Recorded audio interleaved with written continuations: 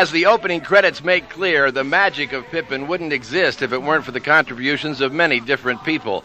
But the late legendary director and choreographer Bob Fosse is the man who brought Pippin to life on stage and on video.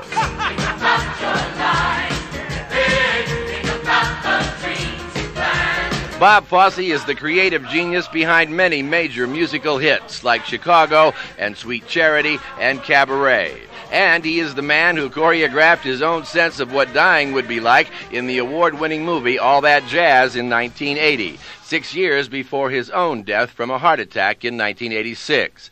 Fosse was a complex man of the theater who didn't give many interviews. Back in the 80s, though, Fosse did consent to talk with me about the nature of his genius and his chain-smoking workaholic lifestyle. Has it been worth it for you? In your own... Wow, that's a tough question. I certainly have received a lot of benefit from it. I like my life. I think that I would be better off if I could get away from work sometimes and not let it eat at me and not be so obsessed with it. But it doesn't happen. I'm sorry, I need it one more time, please. Same thing. I'm happiest when I'm rehearsing. I'm happiest in places like this. When you saw that this driven kind of life was driving you almost to the point of physical extinction, though, did that freak you out at all and make you kind of reevaluate?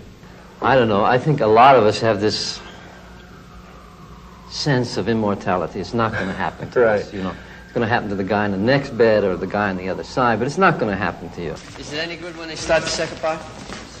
Parts of it. Yeah. Like anyone else, I'm afraid of failure. Although I don't think that's the major thing. And afraid that the ideas that I have, I don't have the talent to execute.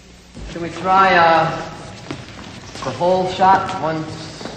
I think I would like to do better things, better quality things, more important things, and at the same time there's a fear that I don't have the equipment, the talent, the intelligence to bring them off.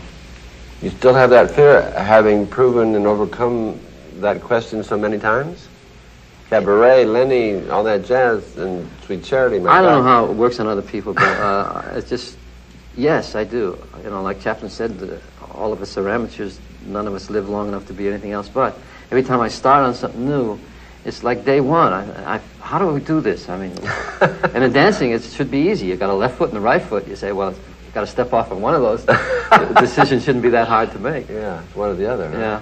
So I roll the dice and I say, right foot, here we go. We got magic to do, just for you. But you've proven so many times already. I mean, it's up there, it's on film, it's been on stage. The proof of your talent and expertise and overwhelming skill it seems manifest. Huh? Let me ask you, how many directors, choreographers you've seen have brilliant shows or movies, and then the next 8 things they do are right down the drain? I mean, this business is loaded with such stories. Isn't it? It could happen. It could happen to me easily. Do you have any real regrets about any of it? The life of obsession and compulsion? I've learned to live with it. You know, at my age, you can't alter your behavior that much. I don't think. I mean, I try, but I don't think I can. So the best thing is to say, well, this is what I have, and this is the kind of person I am. So I guess I'll live the rest of my life that way. And he did continue living that way. Even heart attacks, hospitals, and doctors' warnings couldn't stop Bob Fosse from pursuing the perfection of whatever creative vision he was possessed by. I'm sorry, I need it one more time, please. Same thing. That pursuit of perfection brought Bob Fosse many awards over the years, but he was most touched when All That Jazz won the Cannes Film Festival Grand Prize, as presented by Dirk Bogarde and Kirk Douglas. The Palme d'Or executor, Bob Fosse's All That Jazz. It was Fosse's self-examination in All That Jazz through the obsessed choreographer character Joe Gideon, played by Roy Scheider, that also brought repeated questions at the Cannes press conference about the movie being self-indulgent.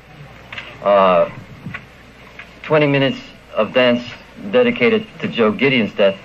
If I were to choreograph my own, I think it would be longer. It's showtime, folks. The identification with Joe Gideon is certainly true, but I think any director identifies with all the characters in every theatrical venture he does. So All That Jazz has made it to the French Riviera, and it really is surprising for me to learn that this is actually your first trip to the Cannes Film Festival. A man of your esteemed background in the world of cinema, with films like Cabaret, and Lenny was even a big contender in the festival one year. I would have thought that you might have been here before, but you haven't. I wanted to come in '75 when Lenny was here. And as I don't know if you remember, but Valerie Perrine won a prize that year. But that was the year I was sick and I was in the hospital when it happened. So I would get daily reports from here, but this is my first visit. That's right. That was the year you were actually living the story that became the story for All That Jazz, right? Well, part of it, anyway. Yeah.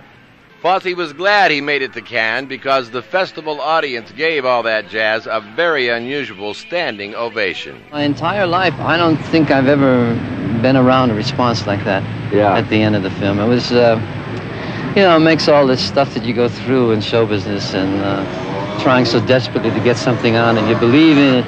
It makes it all worthwhile suddenly. In 2 minutes, it's something, well, I'm glad I did it.